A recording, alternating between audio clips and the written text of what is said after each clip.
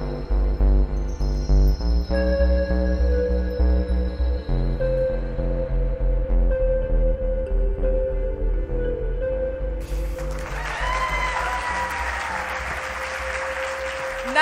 we can remember the playground and all the wonderful things that happen at the playground.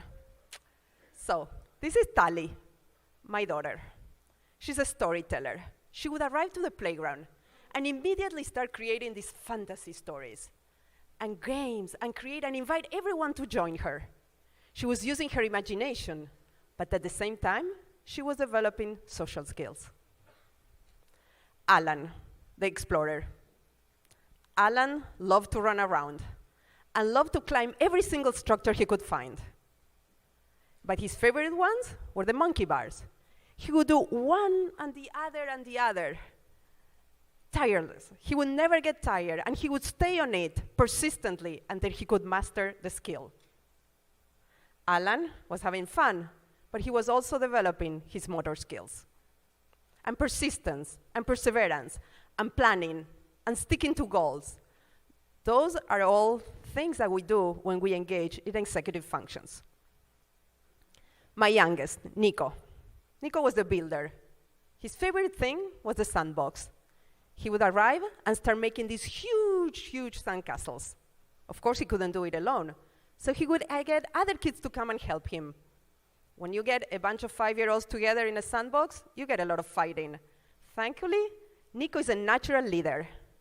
And he will coordinate jobs and make sure that things were as planned and there was no conflict. He was exercising leadership skills and at the same time, design thinking and yes, engineering. My 3 kids, Tali, Alan, and Nico, used to have tons of fun at the playground.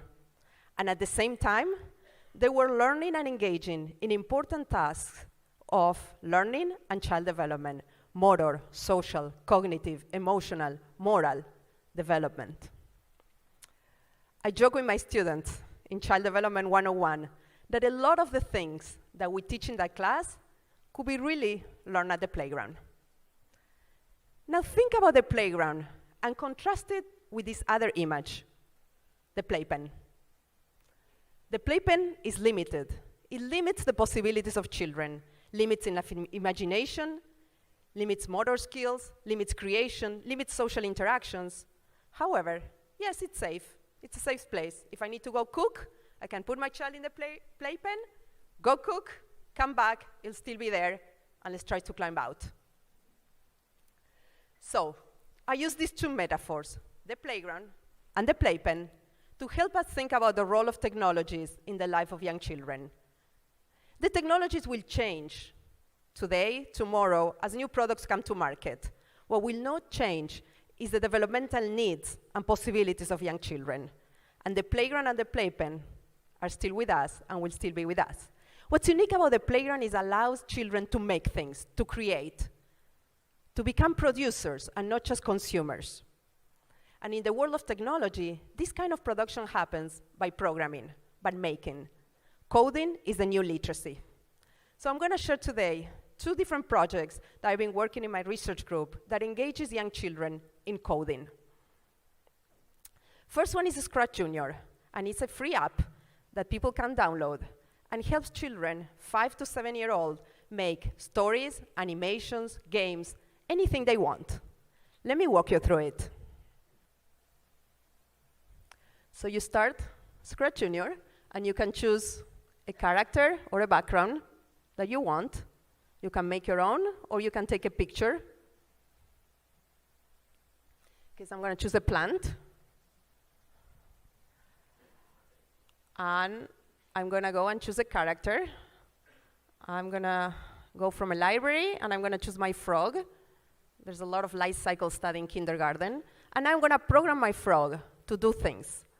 When the green flag is clicked, it's going to jump 2 times. It's going to grow.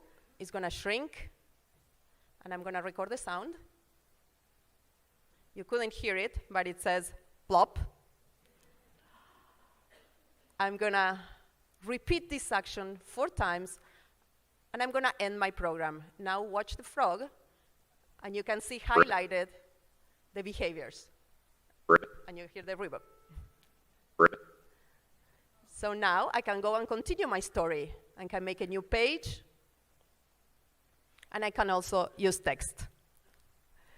This is how children who might not know how to read or write can start learning how to program. Scratch Junior, we launched it in collaboration with my colleagues at the MIT Media Lab and the Playful Invention Company late this summer.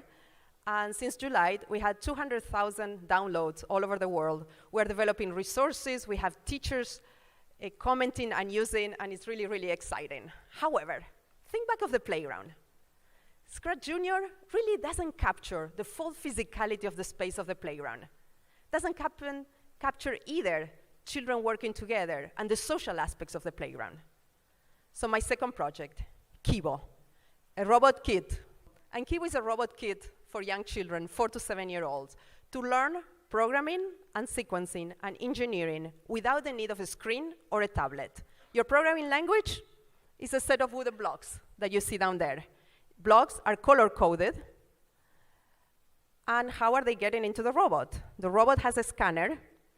You can see there a transparent face. And you scan block by block to get the instructions into the robot. The robot has sensors. So there is something that looks like an eye. And that is light sensor. It will detect bright or dark. It also has distance sensor that looks like a telescope. It will detect if the robot is far or near. There's in the back something that looks like an ear to detect sound. If there's a clap, it will do something, or it will do something else. If there's no sound, and a light bulb. Kids love to play with lights and controlling lights. But Kibo is not finished without the imagination of the children. Children can use art and recyclable materials to make anything they want. They can create a dog on a sled, or a ballerina, or a spinning cow. However, remember, robotics and coding, it's all about programming. It's all about making these projects come to life. How does it happen? Let's hear the expert. I'm going to say begin, beep, go forward, then we're going to be like to the right, no, to the left, to the right, left, right, left, right, left. No, but do it.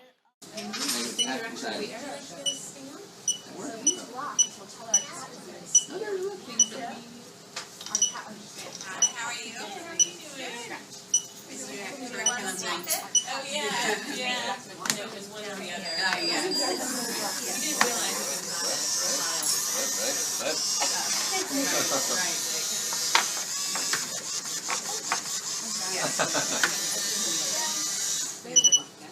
Yeah.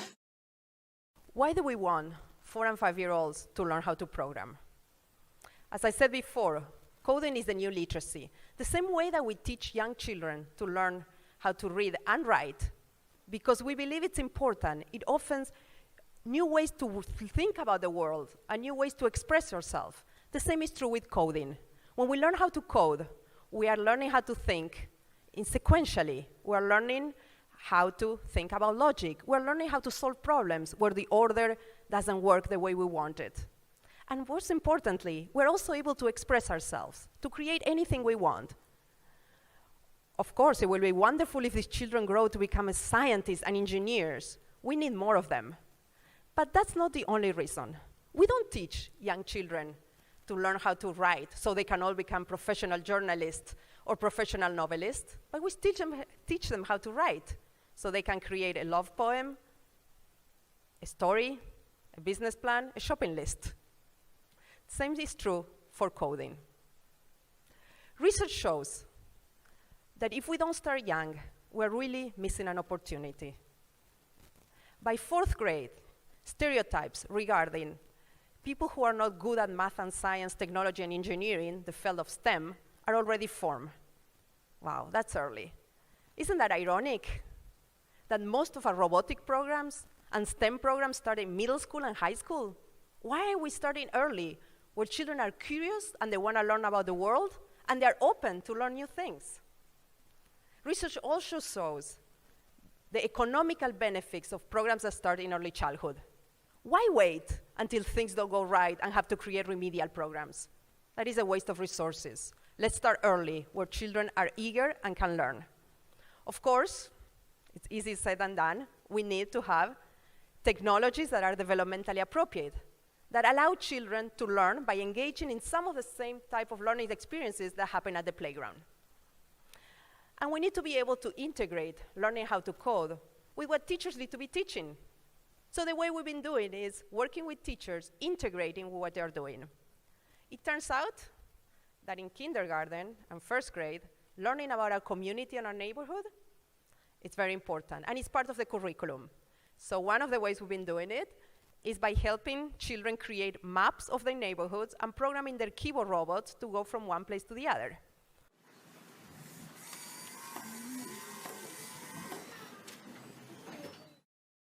And we also, during this summer, we had to create a curriculum about the robotic soccer World Cup.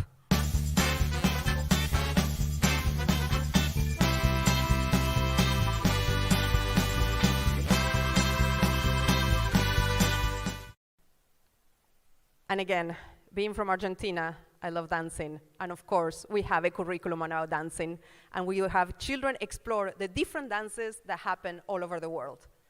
We can have some salsa.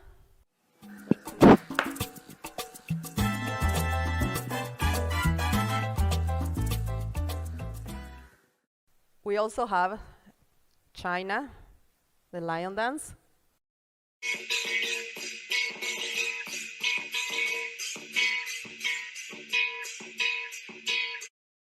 We have group dances as well.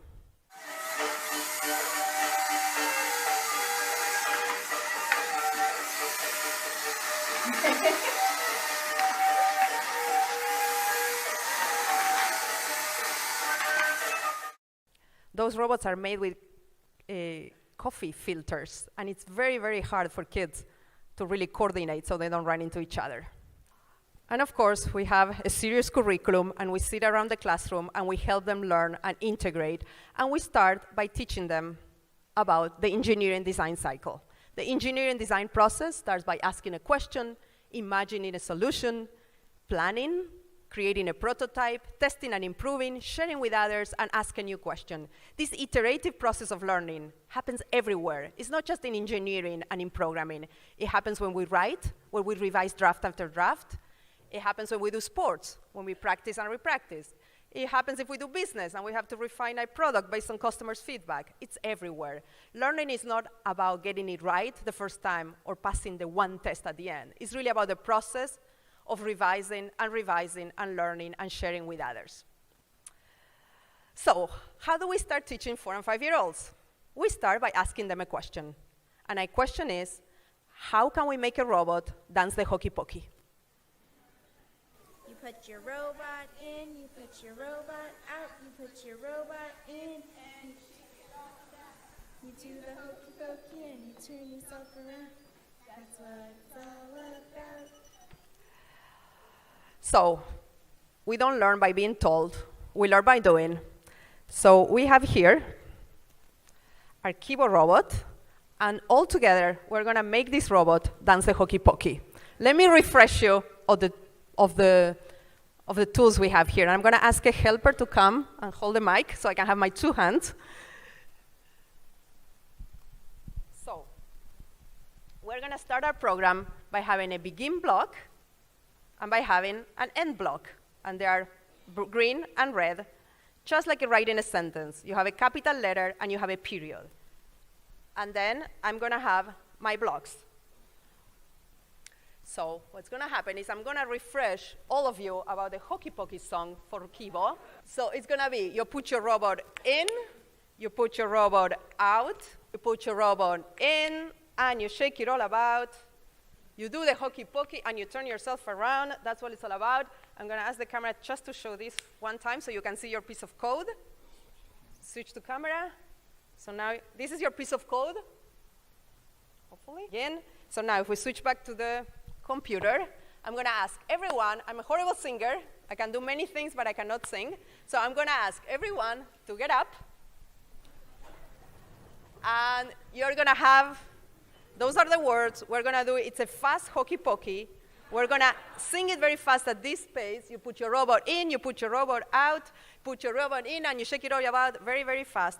And I'm gonna turn the robot, and it's gonna dance according to us. So So when I say 3, I'm going to turn it on first. And are you all ready to sing? Yes. Really loud? Yes. Because you don't want to hear me, right? Yes. Okay. 1, 2, 3. You put your robot in, you put your robot out, you put your robot in, and you shake it all about.